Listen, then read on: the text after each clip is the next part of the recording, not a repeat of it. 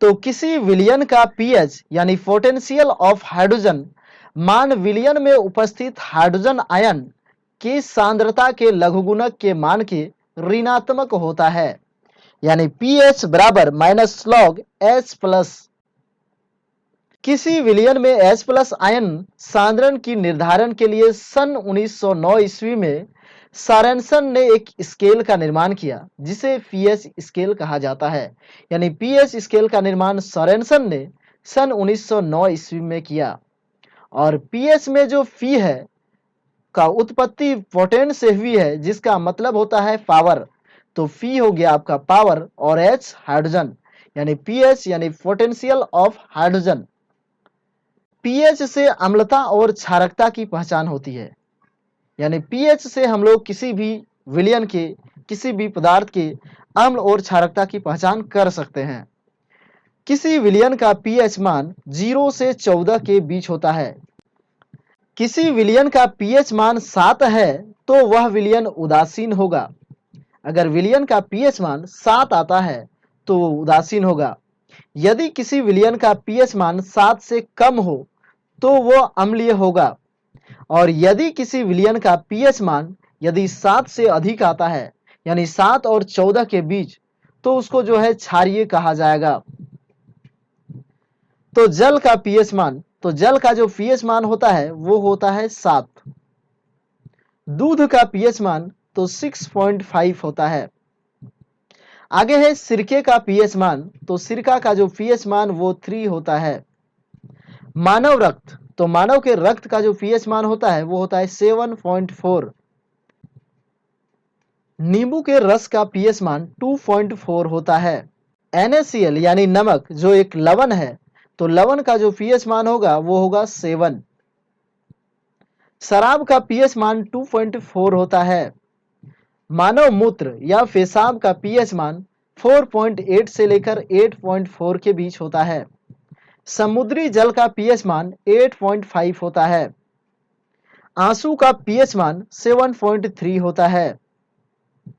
मानव लार का जो पीएच मान होता है वो होता है 6.5 से 7.5 के बीच।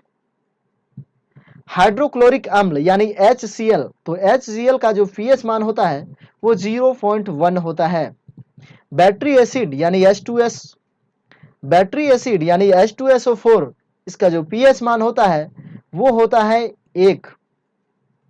अचार का पीएच मान 3.5 से 3.9 के बीच होता है। टमाटर का पीएच मान तो 4.1। केले का पीएच मान 4.5 से लेकर 5.2 के बीच होता है। अम्लीय वर्षा का पीएच मान 5.6 के आसपास, यानी 5.6 से यदि कम होने लगे वर्षा जल का पीएच मान तो उसको अम्ल वर्षा माना जाएगा। रोटी का पीएच मान, तो रोटी का पीएच मान 5.3 से 5.8 के बीच होता है। लाल मांस, तो लाल मांस का पीएच मान 5.4 से 6.2 के बीच होता है।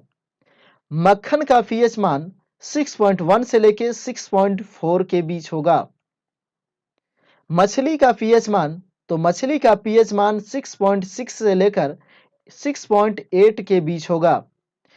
शैम्पू का पीएच मान, तो इसका पीएच मान 7 से लेकर 10 के बीच होता है। बेकिंग सोडा यानी सोडियम बाइकार्बोनेट, जिसको कि खाने वाला सोडा कहा जाता है, उसका पीएच मान 8.3 होता है। अमोनिया का पीएच मान 11 होता है। हेयर स्टॉकिंग केमिकल्स का पीएच मान 11.5 से लेकर 14 के बीच होता है। लाइम यानी कैल्शियम हाइड्रोक्साइड का पीएच मान 12.4 होता है। सोडियम हाइड्रोक्साइड का पीएच मान 14 होता है। किसी व्यक्ति के रक्त में पीएच मान में अगर 0.2 का परिवर्तन हो जाता है तो उसकी मृत्यु हो जाती है। यानी अगर उसके पीएच में 0.2 का अगर परिवर्तन हो गया, घट गया, बढ़ गया, तो उसकी मृत्यु हो जाती है। अमाशय रस का पीएच मान 1 होता है। पसीना का पीएच मान 4.5 होता है। शुद्ध जल का पीएच मान 7 होता है। पित्त रस का पीएच मान 7.7 होता है। चूना जल का पीएच मान 11 होता है। ताजे दूध का पीएच मान 6 होता है और दही का पीएच मान जो है 6 से कम, यानी दूध जब दही में बदलता है तो उसका पीएच मान और भी घटता है और ये 6 से कम हो जाता है। कार्बन डेटिंग विधि किसकी आयु निर्धारित करने के लिए अपनाई जाती है? तो जीवाश्मों की आयु, यानी जीवाश्म की आयु का निर्धारण करने के लिए कार्बन डेटिंग विधि जो है उपयोग में लाया जाता है। अत्यधिक शराब का सेवन करने से शरीर का कौन सा अंग विशेष रूप से प्रभावित होता है? तो अत्यधिक शराब के सेवन करने से यकृत यानी कि लीवर जो है प्रभावित होता है। शरीर में रक्त बैंक का काम कौन सा अंग करता है? तो स्प्लीन यानी तिल्ली। हरे पौधों में प्रकाश संश्लेषण की इकाई क्या कहलाती है? तो क्वांटासोम। शरीर में रक्त की सफेद कोशिकाओं का मुख्य कार्य क्या होता है? यानी शरीर में जो है जो WBC पाया जाता है रक्त में, उसका मुख्य कार्य क्या होता है? तो वो जो है एंटीबॉडी का कार्य करता है और शरीर को बीमारियों से बचाता है। मछली के हृदय में कितने प्रकोष्ठ होते हैं? यानी उसका हृदय कितने चैम्बर में बटा होता है? तो मछली का हृदय जो है 2 चैम्बर में बटा होता है। मानव शरीर में रक्त से अवांछनीय पदार्थ को पृथक करने का कार्य कौन सा अंग करता है? यानी शरीर में जो रक्त है उससे बेकार पदार्थों को कौन सा अंग अलग करता है? हानिकारक पदार्थों को कौन सा अंग अलग करता है? तो वृक्क यानी किडनी।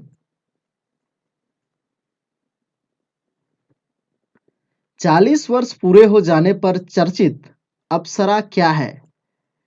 तो न्यूक्लियर रिएक्टर है, यानी अप्सरा एक न्यूक्लियर रिएक्टर है। डायनेमो का कार्य क्या है? तो डायनेमो जो है यांत्रिक ऊर्जा को विद्युत ऊर्जा में बदलता है। पीस ब्लेंडी यानी पीस ब्लेंड से कौन सा रेडियो एक्टिव तत्व प्राप्त किया गया था? तो रेडियम जो है प्राप्त हुआ था इससे। गिरगिट की त्वचा में रंग बदलने का कारण क्या है? तो जो है उसकी त्वचा में मेलेनोफोर नामक असंख्य रंग द्रव्य कोशिकाएं उपस्थित होती है। तो मेलेनोफोर नामक जो है उसकी त्वचा में असंख्य रंग द्रव्य कोशिकाएं पाई जाती है, जिसके कारण जो है गिरगिट अपने रंग को बदल सकता है। प्रकृति में सबसे अधिक मात्रा में पाए जाने वाला कार्बनिक यौगिक कौन सा है? तो सेलुलोज।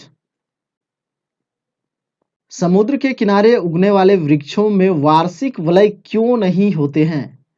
तो समुद्र के किनारे जो भी वृक्ष उगते हैं उसमें जलवायु में स्पष्ट भिन्नता नहीं होती है, जिसके कारण जो है उसके वार्षिक वलय जो है वृक्षों में नहीं पाया जाता है। यानी वार्षिक वलय तभी बनता है जब मौसम चेंज हो, मौसम परिवर्तन हो, अलग अलग प्रकार का मौसम होने के वजह से जो है वृक्षों में प्रत्येक साल जो है एक वार्षिक वलय बनता है।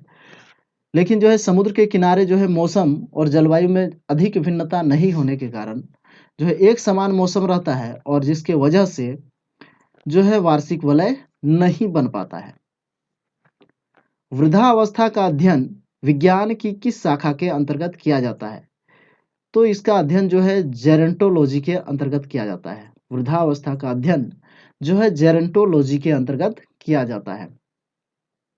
अगला प्रश्न है डोलोमाइट किसका अयस्क है?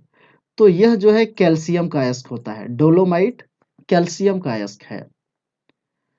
खट्टे फलों में कौन सा विटामिन पाया जाता है? तो जितने सारे खट्टे फल होते हैं सभी में विटामिन सी पाया जाता है, यानी साइट्रिक एसिड। ध्वनि की तीव्रता मापने वाला यंत्र कौन सा है? तो ध्वनि की तीव्रता जो मापा जाता है तो ऑडियोमीटर से मापा जाता है। दूध का खट्टा होना किसके द्वारा होता है? यानी दूध जो खट्टा हो जाता है वो जीवाणु के द्वारा होता है, यानी बैक्टीरिया के द्वारा। श्वेत प्रकाश के वर्णक्रम यानी जो स्पेक्ट्रम में प्रिज्म द्वारा सर्वाधिक विचलित होने वाला कौन सा रंग है? तो सबसे अधिक विचलित होने वाला जो रंग होता है वो होता है बैंगनी रंग। और सबसे कम विचलित होने वाला जो रंग होता है वो होता है लाल रंग। रेफ्रिजरेटर में प्रशीतक क्या होता है? तो उसमें जो प्रशीतक का कार्य करता है वो फ्रीऑन गैस करता है। दूध से दही बनने में दूध से दही बनाने में कौन सा बैक्टीरिया सहायक होता है? तो दूध से दही बनाने में लैक्टोबैसिलस नामक बैक्टीरिया जो है सहायक होता है। किस अंग के कार्य न करने पर डायलिसिस किया जाता है? तो वृक्क यानी जिसका किडनी खराब हो जाता है उसको जो है डायलिसिस किया जाता है।